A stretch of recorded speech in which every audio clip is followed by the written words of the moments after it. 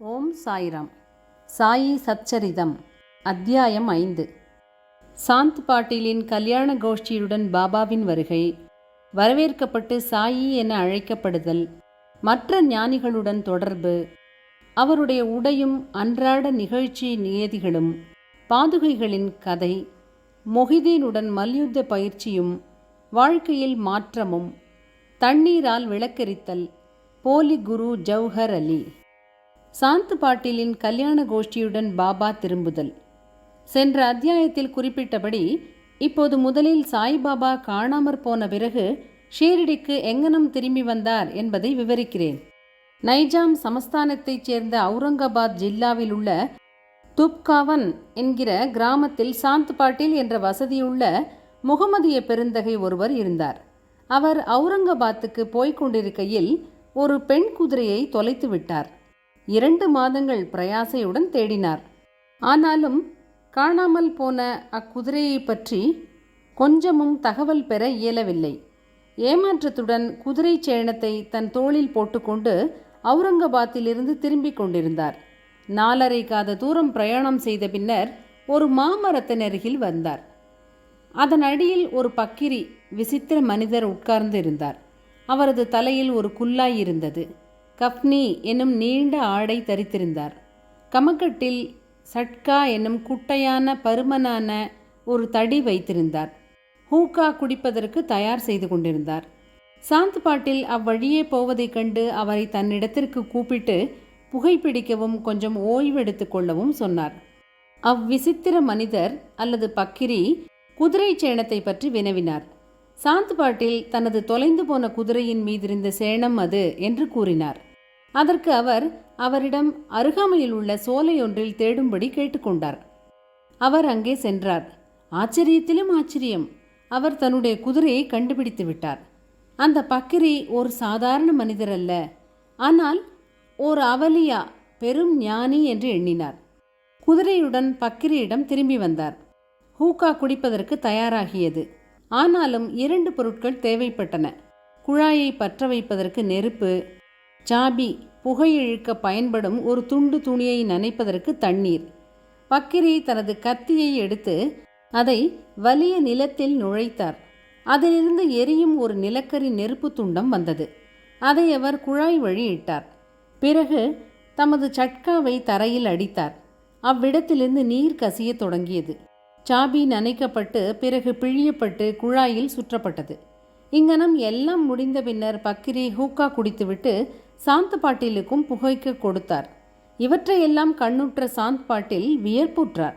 பின்பு அவர் அவரை தன் வீட்டிற்கு அழைத்து தனது விருந்தோம்பலை ஏற்றுக்கொள்ளும்படி சொன்னார். மறுநாள் அவர் பாட்டீல் வீட்டிற்கு சென்று சில நாள் தங்கியிருந்தார். பாட்டீல் தூப்காவன் கிராமத்தின் அதிகாரி. அவருடைய மனைவியின் சகோதரனது புதல்வன் கல்யாணம் செய்யப்படவிருந்தான். ஷீரடியிலிருந்து மணப்பெண் தேர்ந்தெடுக்கப்பட்டிருந்தாள். எனவே ஷீரடிக்கு புறப்படுவதற்கு பாட்டீல் ஆயத்தங்கள் செய்ய துவங்கினார். பக்கிரியும் கல்யாண கோஷ்டியுடன் கூட வந்தார்.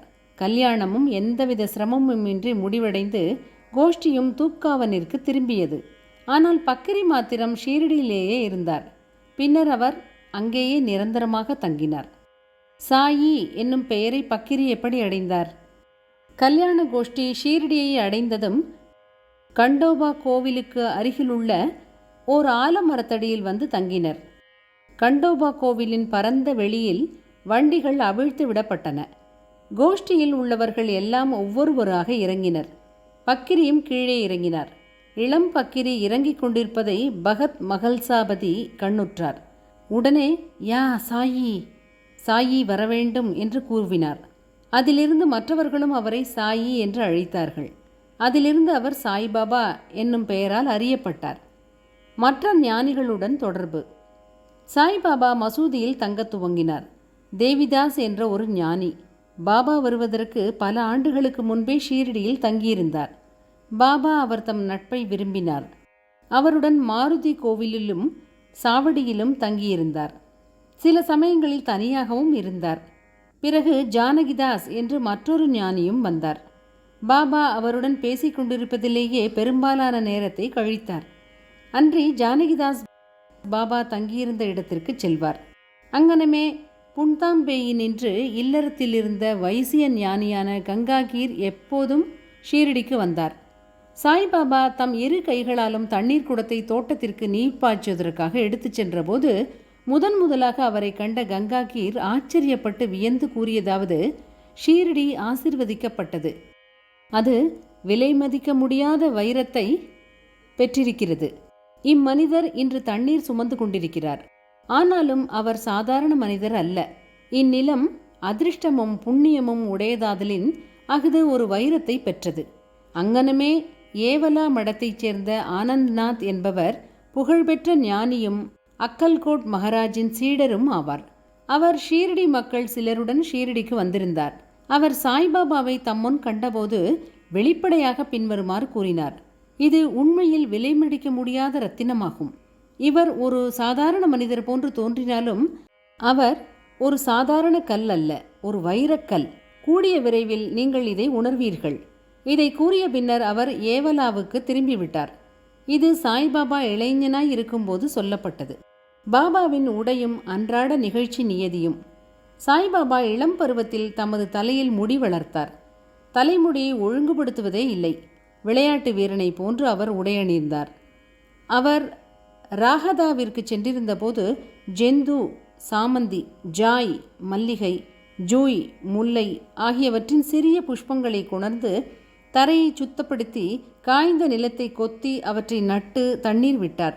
வாமன் தாத்யா என்னும் ஒரு அடியவர் அவருக்கு தினந்தோறும் 2 பானைகள் கொடுத்தார். அவற்றை கொண்டு பாபா தமது செடிகளுக்கு தண்ணீர் விடுவது வழக்கம். கிணற்றிலிருந்து நீர் இறைத்து மட்குடங்களை தாமே தோளில் தூக்கிச் செல்வார்.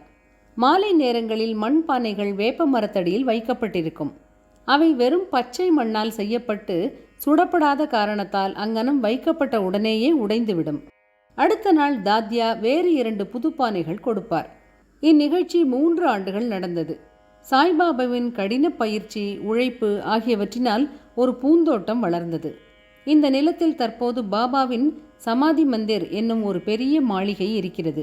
இது தற்போது பல பக்தர்களால் அடிக்கடி விஜயம் செய்யப்பட்டு வணங்கப்பட்டு வருகிறது. வேப்ப மரத்தடியில் உள்ள பாதுகைகளின் கதை. பாயி கிருஷ்ணாஜி அலிபாகர் என்பவர் அக்கல்கோட் மகாராஜின் அடியவர். அக்கல்கோட் மகாராஜின் உருவப்படத்தை வழிபட்டார். அவர் ஒருமுறை அக்கல்கோட்டிற்கு ரேலாப்பூர் ஜில்லாவில் சென்று மகாராஜின் பாதுகைகளை தரிசனம் செய்து கொண்டு தன்னுடைய நேர்மையான வழிபாட்டை செலுத்தி வர நினைத்தார். அவர் அங்கு செல்வதற்கு முன் கனவில் ஒரு காட்சியை கண்டார். அக்காட்சியில் அக்கல்கோட் மகாராஜ் தோன்றி அவரிடம், இப்போது ஷீரடியே எனது இருப்பிடம், அங்கு சென்று உனது வழிபாட்டை செலுத்து என்றார். எனவே பாயி தனது திட்டத்தை மாற்றிக்கொண்டு ஷீரடிக்கு வந்து பாபாவை வழிபட்டு 6 மாதங்கள் அங்கு தங்கி மகிழ்ச்சி அடைந்தார். அவருடைய காட்சி முதலியவற்றின் ஞாபகார்த்தமாக அவர் பாதுகைகளை தயாரித்து அதை சக வருடம் 1834 ஆவணி மாதத்தில் பௌர்ணமி தினத்தன்று தாதா கேல்கர், உபாசனி முதலியோர் நடத்திய உரிய சடங்கு சம்பிரதாயங்களுடன் வேப்ப மரத்தடியில் பிரதிஷ்டை செய்தார். அதன் வழிபாட்டுக்கு ஒரு அந்தணர் நியமிக்கப்பட்டார். அதனுடைய நிர்வாகம் சகுன் மேரு நாயக் என்ற அடியவரிடம் ஒப்படைக்கப்பட்டது. இக்கதையின் முழு விபரம். தானேவைச் சேர்ந்த திரு BV தேவ் என்னும் ஓய்வு பெற்ற மம்லதார் சாய்பாபாவின் ஒரு பெரிய பக்தர். இவர் இந்த விஷயத்தை பற்றி சகுன் மேரு நாயக், கோவிந்த் கமலாகர் தீக்ஷித் இவர்களிடமிருந்து விசாரித்து பாதுகைகளை கொண்ட ஒரு கட்டுரையை சாயி லீலா சஞ்சிகையில் குறிப்பு தொகுப்பு 2 எண் 1 பக்கம் 25 அதில் பதிப்பித்துள்ளார். அது கீழ்கண்டவாறு. சக வருஷம் 1834 பம்பாயைச் சேர்ந்த டாக்டர் ராமாராவ் கோத்தாரி ஒருமுறை ஷீரடிக்கு பாபாவின் தரிசனத்துக்கு வந்தார். அவரது கம்பவுண்டரும் அவரது நண்பர் பாயி கிருஷ்ணாஜி அலிபாகரும் அவருடன் வந்தார்கள். கம்பவுண்டரும் பாயியும் சகுன் மேரு நாயக் உடனும் கோவிந்த் கமலாகர் தீக்ஷித் உடனும் நெருங்கிய நண்பர்களானார்கள். சில விஷயங்களை பற்றி இவர்கள் பேசிக் கொண்டிருக்கையில் ஷீரடிக்கு சாய்பாபா முதல் விஜயம் செய்தது, புனித வேப்பமரத்தடியில் அமர்ந்திருந்தது, இவ்வுண்மைகளின் ஞாபகார்த்தம் ஒன்று இருக்க வேண்டும் என்று நினைத்தார்கள். பாபாவின் பாதுகைகளை பிரதிஷ்டை செய்வதற்கு எண்ணி அவற்றை சாதாரண கல்லில் செய்வதற்கு இருந்தனர். அப்போது பாயின் நண்பரான கம்பவுண்டர் தனது எஜமானரான டாக்டர் ராமாராவ் கோத்தாரியிடம் இதை தெரிவித்தால் அருமையான பாதுகைகளை அவர் வடிவமைப்பார் என்று யோசனை கூறினார். அனைவரும் இந்த யோசனையை விரும்பினர். டாக்டர் கோத்தாரியிடமும் இதை பற்றி தெரிவித்தனர். அவரும் ஷீரடிக்கு வந்து பாதுகைகளின் திட்டத்தை வரைந்தார். கண்டோபா கோவிலில் உள்ள உபாசனி மகாராஜிடம் அவர் சென்று தனது திட்டத்தை காண்பித்தார்.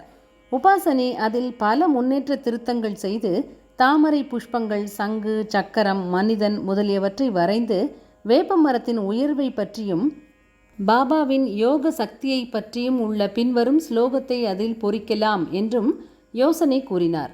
அந்த ஸ்லோகம் பின்வருமாறு: சதா நிம்ப விருக்ஷஸ்ய மூலாதிவாசாத் சுதாஸ்திரவிணம் திக்தமப்ரியம் தம் தரும் கல்ப விருக்ஷாதிகம் சாதயந்தம் நமாமீஸ்வரம் சத்குரும் சாயிநாதம். உபாசனியின் யோசனைகள் ஏற்றுக்கொள்ளப்பட்டு நிறைவேற்றப்பட்டன. பாதுகைகள் பம்பாயில் செய்யப்பட்டு ஷீரடிக்கு கம்பவுண்டர் மூலம் அனுப்பப்பட்டன.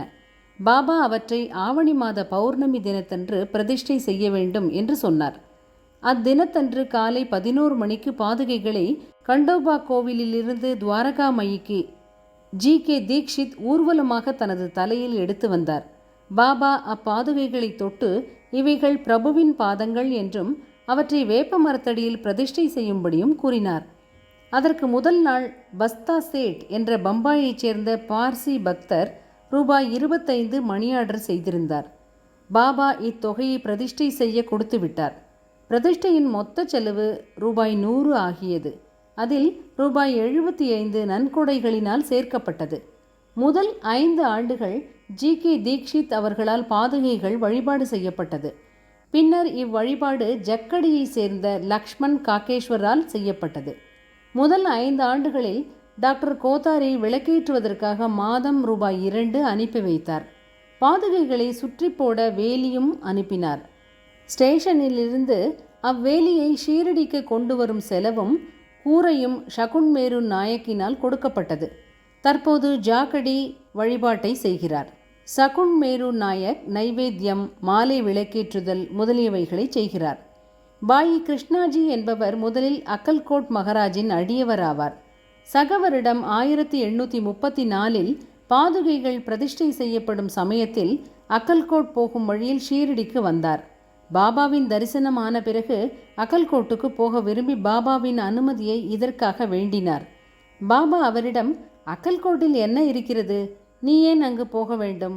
அக்கல்கோட் மகாராஜ் இங்கேயே என்னுடன் ஒன்றி இருக்கிறார் என்றார். இதை கேட்டு பாயி அக்கல்கோட் செல்லவில்லை. பாதுகைகளின் பிரதிஷ்டைக்கு பின் ஷீரடிக்கு அடிக்கடி வந்தார். ஹேமத் பந்திற்கு இவ்விபரங்கள் தெரியாதென்று பி.வி. தேவ் முடிக்கிறார். அவர் அங்கனம் அறிந்திருப்பாராயின் அதை தன்னுடைய சச்சரிதத்தில் சேர்க்க தவறி இருக்க மாட்டார். மொஹிதீன் தம்போலியுடன் மல்யுத்த பயிற்சியும் வாழ்க்கையில் மாற்றமும். பாபாவின் மற்ற கதைகளுக்கு திரும்புவோம். ஷீரடியில் மொஹிதீன் தம்போலி என்னும் பெயருடைய ஒரு மல்யுத்த சண்டைக்காரன் இருந்தான். பாபாவுக்கும் அவனுக்கும் சில விஷயங்களில் உடன்பாடு ஏற்படவில்லை. இருவரும் மல்யுத்தம் செய்ய தொடங்கினர். இதில் பாபா தோற்கடிக்கப்பட்டார். அதிலிருந்து பாபா தம்முடைய உடையையும் வாழ்க்கை முறையையும் மாற்றி அமைத்து கொண்டார். மேலாடையாக கஃப்னி அணிந்தார். லங்கோடு அணிந்து தன் தலையை ஓர் துண்டு துணியால் மூடினார். தம்முடைய ஆசனத்திற்கு ஒரு சாக்கு துணியையும் படுக்கைக்கு ஒரு சாக்கு துணியையுமே உபயோகித்தார். கிழிந்த கசங்கிய கந்தல் உடைகளை அணிவதிலேயே திருப்தி அடைந்தார். அவர் எப்போதும் ஏழ்மை அரசுரிமையை விட நன்று, இறைமையை விட மிக மிக நன்று, கடவுள் ஏழைகளின் நிரந்தர நண்பராவார் என்று கூறிக்கொண்டிருந்தார். கங்காகீரும் மல்யுத்தம் செய்வதில் மிக்க விருப்பமுள்ளவர். அவர் ஒருமுறை மல்யுத்தம் செய்யும்போது ஓர் ஆசையற்ற உணர்ச்சி அவருக்கு ஏற்பட்டது. அப்போது ஒரு குரல் அவரிடம் அவரது உடம்பை துறந்து கடவுளுடன் நிரந்தரமாக ஈடுபடும்படி கூறுவது கேட்டது. எனவே அவரும் சம்சாரத்தை துறந்து கடவுளை நோக்கி திரும்பினார். புன்தாம்பேக்கு அருகிலுள்ள ஒரு ஆற்றின் கரையில் ஒரு மடத்தை ஸ்தாபித்தார். சாய்பாபா மக்களுடன் கலந்து பேசுவதில்லை. அவரை யாராவது கேள்வி கேட்டபோது மட்டுமே அதற்கு பதில் கூறினார். பகல் பொழுதில் எப்போதும் வேப்பமரத்தடியிலேயே உட்கார்ந்திருந்தார்.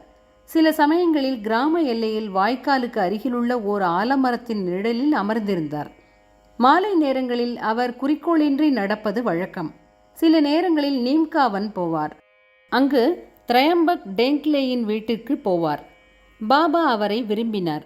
அவரின் தம்பியான நானா சாஹேப்புக்கு இரண்டாவது திருமணம் செய்தும் குழந்தைகள் ஏதும் இல்லை. பாபா சாஹேப் நானா சாஹேப்பை பாபாவின் தரிசனத்திற்காக அனுப்பினார். சில காலத்திற்கு பிறகு பாபாவின் அருளால் நானா சாஹேப் ஒரு புதல்வனை பெற்றார். அதிலிருந்து சாய்பாபாவை பார்க்க மக்கள் கூட்டமாக திரண்டு வந்தனர். அவருடைய புகழ் பரவி அகமத் நகரை எட்டியது.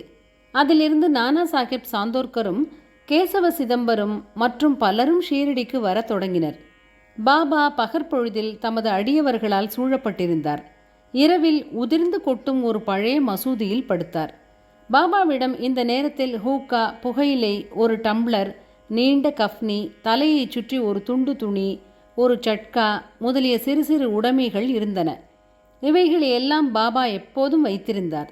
தலையில் உள்ள அச்சிறு துணி நன்கு முறுக்கப்பட்ட முடியைப் போல இடது காதிலிருந்து முதுகில் தொங்கியது. இது பல வாரங்களாக துவைக்கப்படாதது. அவர் எவ்வித பூட்ஸோ காலணியோ அணியவில்லை. நாட்களின் பெரும் பகுதிக்கு ஒரு சாக்கு துணியே அவரின் ஆசனமாகும். ஒரு கௌபீனத்தை அவர் அணிந்திருந்தார். குளிரை விரட்ட எப்போதும் துனியின் முன்னால் இடது கையை மரக்கட்டை பிடியின் மீது வைத்தவாறு தெற்கு நோக்கி அமர்ந்திருந்தார். அந்த துனியில் அகங்காரம், ஆசைகள், எல்லாவித எண்ணங்கள் ஆகியவற்றை காணிக்கையாக போட்டார். எப்போதும் அல்லா மாலிக் என்று கூறினார். எல்லா பக்தர்களும் வந்து அவரை தரிசித்ததும் அவர் அமர்ந்திருந்ததுமான மசூதியானது 2 அறைகளின் அளவே இருக்கும். 1912க்கு பிறகு ஒரு மாற்றம் நிகழ்ந்தது. பழைய மசூதி பழுது பார்க்கப்பட்டு ஒரு தாழ்வாரம் எழுப்பப்பட்டது. இம்மசூதிக்கு பாபா தங்க வருவதற்கு முன் தகியா என்ற இடத்தில் வசித்து வந்தார். அங்கேதான் பாபா கால்களில் சலங்கை கட்டி அழகாக நடனம் செய்து கொண்டு அன்புடன் பாடினார். தண்ணீரால் விளக்கெரித்தல். சாய்பாபாவுக்கு விளக்குகள் என்றால் அதிக விருப்பம். அவர் கடைக்காரர்களிடமிருந்து எண்ணெய் வாங்கி மசூதியிலும் கோவிலிலும் இரவு முழுவதும் விளக்குகளை எரிய விடுவது வழக்கம். இது சில நாட்கள் நடந்து வந்தது. பின்பு எண்ணெய் இலவசமாக அளித்து வந்த வணிகர்கள் எல்லோரும் ஒன்று கூடி இனிமேல் எண்ணெய் கொடுப்பதில்லை என்று முடிவு செய்தனர். வழக்கம்போல் பாபா அவர்களிடம் எண்ணெய் கேட்கப் போனபோது அவர்கள் எல்லோரும் தீர்மானமாக எண்ணெய் இல்லை என்று சொல்லிவிட்டார்கள். இதை கேட்டு குழப்பமடையாத பாபா மசூதிக்கு திரும்பி வந்து காய்ந்த திரிகளை விளக்குகளில் இட்டார். வணிகர்கள் மசூதிக்கு வந்து என்ன நடக்கிறது என்பதை ஆர்வத்துடன் கவனித்து கொண்டிருந்தனர். பாபா மிக கொஞ்சம் சில துளிகள் மட்டுமே எண்ணெய் இருந்த தகர குவளையை எடுத்தார். தண்ணீரை அதில் ஊற்றி குடித்தார். இவ்விதமாக அதை நிவேதனம் செய்த பிறகு தகர டப்பாவில் தண்ணீரை மறுபடியும் எடுத்து எல்லா விளக்குகளிலும் அதனையே நிரப்பி கொளுத்தினார். வணிகர்களுக்கு ஆச்சரியத்தையும் பயத்தையும் விளைவிக்கும்படியாக விளக்குகள் எரியத் தொடங்கின. இரவு முழுவதும் எரிந்து கொண்டிருந்தன. வணிகர்கள் தங்கள் செய்கைக்கு மனம் வருந்தி பாபாவிடம் மன்னிப்பு கேட்டுக்கொண்டனர். பாபா அவர்களை மன்னித்து எதிர்காலத்தில் அதிக உண்மையுள்ளவர்களாக இருக்கும்படி கேட்டுக்கொண்டார். போலி குரு ஜவஹர் அலி. மேலே குறிப்பிட்ட மல்யுத்தம் நடந்த 5 ஆண்டுகளுக்கு பின்னர் ஜவஹர் அலி என்னும் பெயருடைய பக்கிரி தன் சீடர்களுடன் அகமத் நகரிலிருந்து ராகதாவுக்கு வந்து வீரபத்ர சுவாமி கோவிலுக்கு அருகிலுள்ள பக்கலில் தங்கினார். இப்பக்கிரி படித்தவர், குரான் முழுவதையும் ஒப்பிக்கும் ஆற்றல் உடையவர், இனிமையான நா உடையவர். கிராமத்தைச் சேர்ந்த பல மதப்பற்றும் பக்தியும் உடைய மக்கள் இவரிடம் வந்து மரியாதை செய்ய தொடங்கினர். அவர் அந்த கிராம மக்கள் உதவியுடன் வீரபத்ரர் கோவிலுக்கு அருகில் ஒரு ஈத் தினத்தன்று முகமதியர் தொழும் இடத்தின் முன்புள்ள சுவர் கட்டத் தொடங்கினார். இவ்விஷயத்தை பற்றி சில சர்ச்சைகள் உண்டானதால் ஜவஹர் அலி ராகாதாவை விட்டு புறப்பட வேண்டியதாயிற்று. பிறகு அவர் ஷீரடிக்கு வந்து பாபாவுடன் மசூதியில் தங்கினார். அவருடைய இனிமையான வாக்குகளால் மக்களை கவர்ந்தார். பாபாவை தன்னுடைய சீடர் என்று கூறத் தொடங்கினார். பாபாவும் அதை மறுக்கவில்லை. அவரின் சீடராக இருக்க சம்மதித்தார். குரு, சீடர் இருவரும் ராகாதாவுக்கு திரும்பி அங்கு வசிக்க முடிவு செய்தனர். குரு சீடரின் மதிப்பை அறிந்திருக்கவே இல்லை. ஆனால் சீடர் குருவின் குற்றங்களை உணர்ந்திருந்தார். எனினும் அவரை மதிக்காமல் இருந்ததில்லை. பாபா தமது கடமைகளை கவனத்துடன் ஆற்றிக்கொண்டு வந்தார். தமது குருவிற்கு பல்வேறு விதங்களில் பணிபுரிந்தும் வந்தார். ஷீரடிக்கு அவர்கள் அடிக்கடி வருவது வழக்கம். ஆனால் அவர்களின் முக்கிய இருப்பிடம் ராகாதாவாகும். ஷீரடியில் உள்ள பாபாவின் அன்பு சீடர்கள் பாபா அவர்களை விட்டு ராகாதாவில் தங்கியிருப்பதை விரும்பவில்லை. எனவே அவர்கள் ஓர் கூட்டமாக ராகதாவுக்கு சென்று பாபாவை ஈத்காவுக்கு அருகில் சந்தித்து தாங்கள் வந்த காரணத்தை கூறினார்கள். பாபா அவர்களிடம், பக்கிரி ஓர் கோபக்கார குணங்கெட்ட மனிதர் என்றும் தான் அவரை விட்டு வர முடியாது என்றும், எனவே பக்கிரி வருவதற்குள் எல்லோரும் திரும்பி விடுவது நல்லது என்றும் கூறிக்கொண்டிருந்தார். அப்போது பக்கிரி திரும்பி வந்து தனது சீடனை அவர்களுடன் அழைத்து செல்ல முயன்றதற்காக அவர்களை கோபித்தார். சில விவாதங்களும் தகராறுகளும் நிகழ்ந்தன. முடிவில் குரு சீடர் இருவரும் ஷீரடிக்கு திரும்பும்படி தீர்மானிக்கப்பட்டது. எனவே அவர்கள் ஷீரடிக்கு திரும்பி வந்து வசிக்கத் தொடங்கினார்கள். சில நாட்களுக்கு பிறகு குரு தேவிதாசரால் சோதிக்கப்பட்டு முழுமைக்கு தேவையுள்ளவர் என கண்டுபிடிக்கப்பட்டார். பாபா ஷீரடிக்கு கல்யாண கோஷ்டியுடன் வருவதற்கு 12 ஆண்டுகளுக்கு முன்பு இந்த தேவிதாசர் 10 அல்லது 11 வயது பாலகனாக மாருதி கோவிலில் வசித்து வந்தார். தேவிதாசருக்கு பல சிறப்பான அம்சங்களும் சிறப்பான கண்களும் அமைந்திருந்தன. அவர் அவாவின்மையின் அவதாரமும் ஞானியும் ஆவார். தாத்யா கோதே, காஷிநாத் போன்ற பலர் அவரை தமது குருவாக நினைத்திருந்தனர்.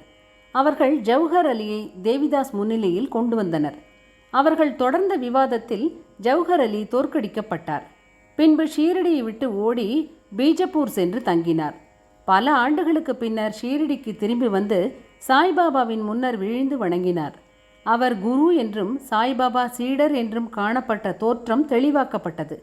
அவர் தன் குற்றத்திற்காக வருத்தப்பட்டிருக்கையில் சாய்பாபா அவரை மரியாதையுடன் நடத்தினார்.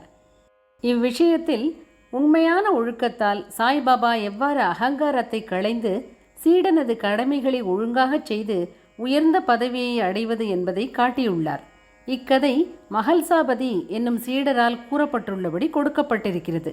அடுத்த அத்தியாயத்தில் ராமநவமி திருவிழா, மசூதியின் முந்தைய நிலை, அதன் பழுதுபார்ப்பு ஆகியவற்றை காண்போம். ஸ்ரீ சாயியை பணிக. அனைவருக்கும் சாந்தி நிலவட்டும்.